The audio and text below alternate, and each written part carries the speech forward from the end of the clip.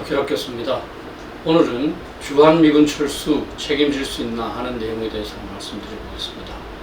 여러분들께서는 얼마 전에 우리나라 대통령 중에 한 사람이 북한의 핵무기 개발에 대해서 북한은 핵무기를 개발할 수 있는 의지, 능력도 없다. 그리고 핵무기를 개발하게 되면 내가 책임지겠다 라고 하는 사실을 기억하실 겁니다. 근데 지금 북한은 수소폭탄을 포함해서 수십 개의 핵무기를 개발했습니다. 그런데 그 대통령이 책임질 수 있습니까? 그 대통령이 책임진다는 것은 북한이 핵무기를 개발하지 않던 상태로 되돌려야 됩니다. 근데 그 사람은 지금 이 세상에 없습니다. 이와 같이 안보는 책임질 수 없습니다. 누구도 쉽게 말로 책임질 수 없기 때문에 어려운 겁니다. 그런데 최근 미국의 월스트리트 저널지는 트럼프 대통령이 미 국방부에다가 주한미군의 철수 또는 감축을 지시했다는 보도를 했습니다. 그리고 미 국방부 장관도 아직까지 명령은 내리지 않았다고 말은 했지만 주한미군 감축 가능성을 전혀 부정하지는 않고 있습니다. 여러분들께서는 트럼프 대통령이 독일에 있는 주독 미군 9,500명을 일방적으로 지시한 사실을 기억할 겁니다. 아마 여러분들께서도 트럼프 대통령이라면 능히 주한미군의 감축 또는 전면적인 철수도 결심할 수 있다 생각을 하실 겁니다. 그래서 상당히 불안하실 겁니다. 그런데 문제는 뭡니까? 우리 국민들보다 더욱 불안하게 생각해야 할 정부는 태연하다는 겁니다. 정부는 우리 국민들을 대신해서 우리 국민의 안전을 보장해야 되는 그런 임무를 띠고 있습니다. 그럼 정부가 더욱 불안해야 되고요. 그러한 그 불안함을 막기 위해서 노력해야 됩니다. 그러한 노력을 하면 우리 국민은 덜 불안하겠지요. 근데 현 정부는 천하태평입니다. 그러니 저를 포함한 전문가들은 너무너무 불안한 것이요. 그러면 주한미군의 기능에 대해서 한번 말씀드려보겠습니다. 여러분들도 주한미군이 우리 안보에 도움이 된다는 다 아실 겁니다. 근데 구체적으로 한 몇 가지를 한번 들어보겠습니다. 첫 번째 가장 중요한 기능은 주한미군은 미국 전쟁 개입의 인계철선 기능을 합니다. 그 인계철선이라는 것은 지뢰에 사용하는 건데요. 그 선을 건드리면 지뢰가 터집니다. 다시 말하면 주한미군을 공격하게 되면 미국 대통령이 미군에 대한 공격이기 때문에 미 의회에 허가도 없이 바로 전쟁을 선포할 수 있습니다. 그래서 북한이 주한미군 철수를 주창 요구하는 겁니다. 또 두 번째는 미군은 미 증원군이 우리 한반도에 조기 투입되기 위한 발판으로 기능하고 있습니다. 만약에 미군이 하나도 없는 가운데서 만약에 증원군이 온다고 해보십시오. 그러면 이 좁은 한국 땅이 어디에 들어오겠습니까? 그러나 주한미군이 있어서 미리 준비해두기 때문에 미군은 일본어도 오겠습니다만 일본에 와서 준비를 하더라도 그만큼 전투에 투입되는 그 소요 시간이 줄어듭니다. 그러니까 쉽게 전투에 투입되고 바로 전투 임무를 수행할 수 있는 거죠. 세 번째는 사실은 우리 한국 또 한국 경제의 국제적 신인도를 보증하는 역할을 합니다. 우리 한국을 세계 최강국인 미국이 지켜준다는 그 증표가 주한미군 아니겠습니까? 그죠? 그러면 많은 사람들이 한국의 기업 또는 한국의 주식에 투자를 하게 되겠죠. 그러면 그것이 우리 경제 활성화로 연결되는 겁니다. 우리 한국 경제의 보증수표다 이렇게 볼 수 있습니다. 또 마지막으로 주한미군 자체가 굉장한 가치를 갖고 있습니다. 여러분도 아시겠지만 주한미군은 공군도 있잖아요. 거기에 비행기가 다 있습니다. 또 이제 육군도 있지 않습니까? 육군이 탱크도 갖고 있고 장갑차도 갖고 있고 야포도 갖고 있습니다. 또 이제 여러분들 아시겠지만 패트리어트 미사일도 갖고 있고 또 이제 사드 미사일도 배치해두고 있습니다. 그 자산 가치만 해도 어마어마하다는 겁니다. 제가 자료를 찾아보니까 2000년대 초반에 한번 평가를 했더라고요. 이 국방부에서 국회에 국정감사하면서 보고한 자료도 있고 또 통일연구원에서도 한 것이 있더라고요. 보니까 대략 이 주한미군이 갖고 있는 장비의 자산 가치만 해도 20조 내지 30조가 된다고 평가하고 있습니다. 그런데 이것을 우리가 만약에 대체한다고 하면 훨씬 더 조금 더 비싼 그 비용을 들여야 되지 않겠습니까? 우리가 대체해야 된다면 대략 30조 내지 40조의 비용이 든다. 이게 사실은 이제 지금으로부터 한 20년 가까운 그 전에 평가된 겁니다. 그렇다면 이보다 지금은 훨씬 더 가치가 높겠죠. 2011년도에 국방대학교의 권현철 교수가 이제 논문을 하나 발표했습니다. 이 주한미군의 가치에 대해서 권 교수는 이전에 이런 그 연구 자료를 인용을 하면서 미 정군의 가치를 그 당시로 120조 원이라고 평가하고 있습니다. 지금은 아마 200조 내지 300조가 되지 않을까 이렇게 생각합니다. 따라서 주한미군이 한국에 주둔함으로 해서 그만큼 우리는 국방비를 절약할 수 있는 겁니다. 여러분, 우리는 휴전 상태입니다. 휴전 상태의 국가가 GDP의 2.4% 정도만 지출을 하고 있습니다. 미국은 유럽 국가들에게 GDP의 2% 정도를 지불하라고 요구하고 있습니다.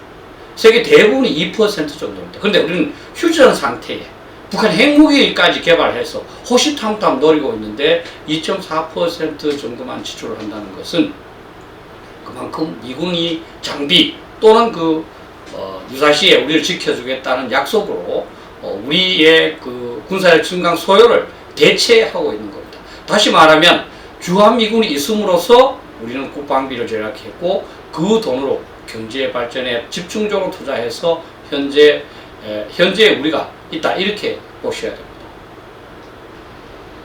그런데 현 정부가 지금 걱정 안 하는 것을 이렇게 보면서 너무나 답답하지만 특히 현 정부의 주요 인사들 보면 어떻게 책임지겠는가 하는 그 참 너무나 불안한 마음이 듭니다. 현 정부의 주요 인사들 중에서 외교안보 특보를 하는 문정인 교수나 또 이제 정세현 평통 부의장이나 또 이제 송영길 그 의원 같은 사람들은 뭐 주한미군 철수해도 좋다, 주한미군이 지금 현재 소요보다 더 많다, 뭐 오히려 주한미군 철수를 바라는 듯한 그런 발언을 하고 있습니다.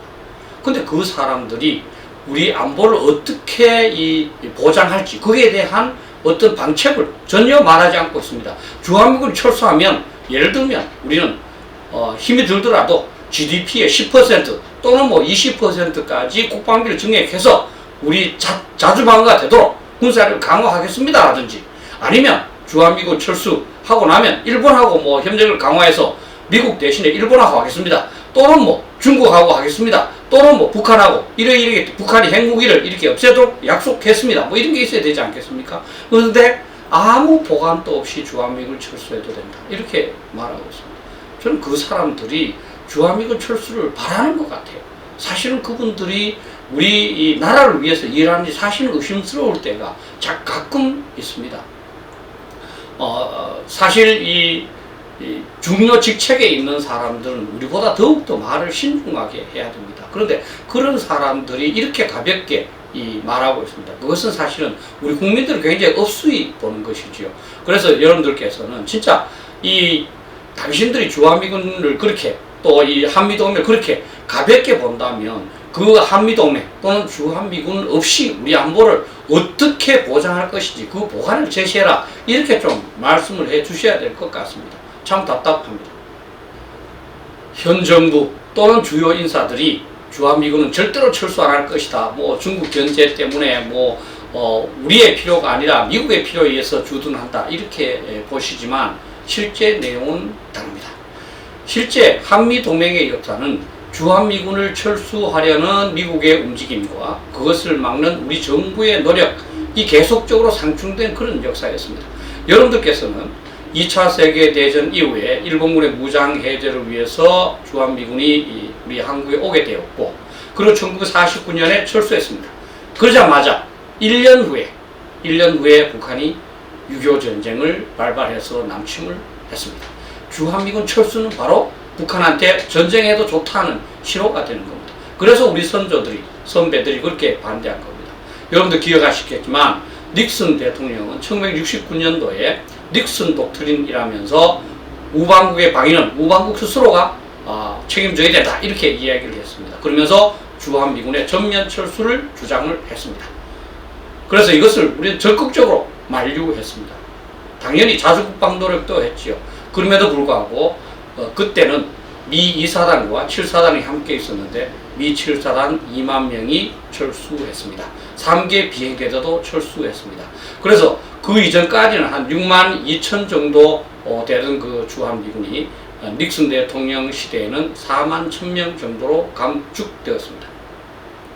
두 번째 감축은 카터 대통령입니다. 바로 닉슨을 이었는데요. 카터 대통령은 대통령 공약으로 주한미군 철수를 포함시켰습니다.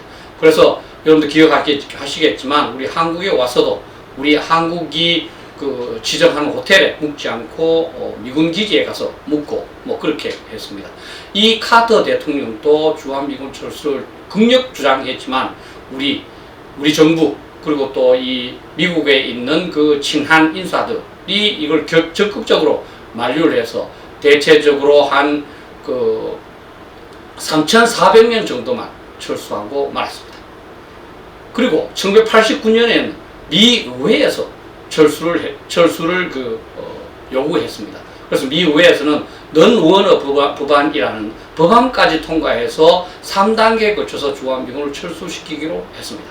이때도 우리 정부는 적극적으로 그 만류에 나섰고 그래서 결과적으로 한 7,000명 정도가 감축되었습니다만 그것을 중단시켰습니다. 따라서 이 미국은 항상 철수하고자 합니다. 왜냐하면 미국 입장에서 본다면 굳이 한국이 없어도 아시아 방어가 가능하거든요. 그것은 일본이 있기 때문입니다. 그래서 어떤 학자는 미일 동맹이 강할수록 한미 동맹의 가치는 줄어들고 주한미군 철수할 가능성이 높다. 그렇게 얘기합니다. 또 여러분들께서는 중국하고 대결하기 때문에 우리 한국이 필수적이지 않느냐 이렇게 생각하시지만 여러분들 지도를 한번 보십시오. 한국은 너무 중국에 가깝습니다.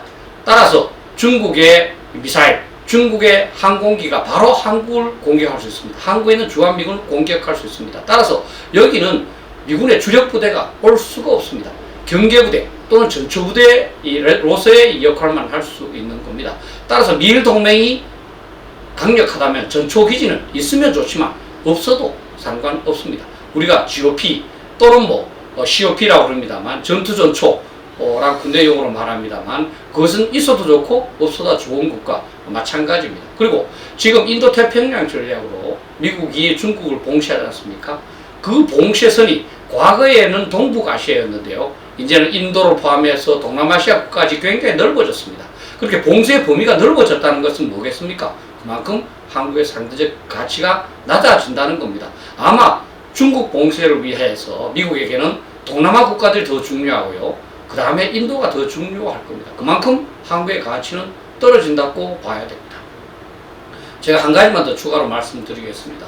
도그 벤도라는 사람이 있습니다. 미국의 케이토 연구소의 이제 연구원인데요. 이 사람은 계속적으로 주한미군이 철수돼야 한다고 주장하는 사람입니다. 그 사람이 이런 얘기를 합니다. 미국은 아주 큰 나라다. 주한미군 있음으로써 조금의 플러스가 있을 수 있다.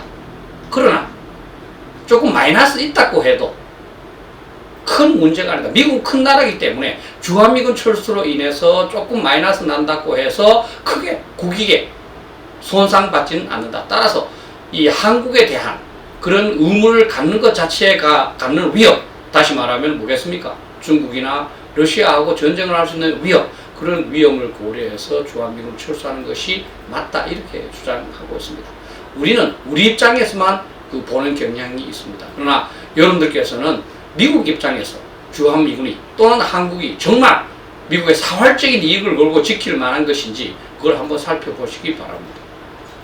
결론적으로 제가 당부드리고 싶은 것은 우리 건강과 마찬가지로 국가 안보는 만전지계를 강구해야 합니다. 여러분들 조금 아프고 열나면 바로 병원에 가지 않습니까? 왜 그렇습니까? 그냥 나을 수도 있습니다. 그러나 그것이 혹시나 암의 시작이 아닐까 이렇게 걱정하는 거 알겠습니까? 그만큼 철저합니다. 국가 안보도 마찬가지입니다. 국가의 생존이 달려 있잖아요. 따라서 철저해야 된다는 겁니다. 더군다나 지금 북한은 핵무기를 개발해 갖고 있습니다. 수소폭탄도 개발했습니다. 미국의 과학자연맹에서는 북한이 현재 35개의 핵무기를 갖고 있다고 부릅니다. 또 스웨덴에 있는 국제평화연구소에서는 북한이 60개 정도의 핵무기를 갖고 있다고 말하고 있습니다. 우리는 핵무기가 없습니다. 미국의 핵무기가 없으면 한반도에서 핵균형이 이루어지지 않고 북한은 핵무기로 우리 서울이나 대전이나 대구나 부산이나 광주나 이런 도시를 공격하겠다면서 위협하거나 실제로 공격할 수도 있습니다.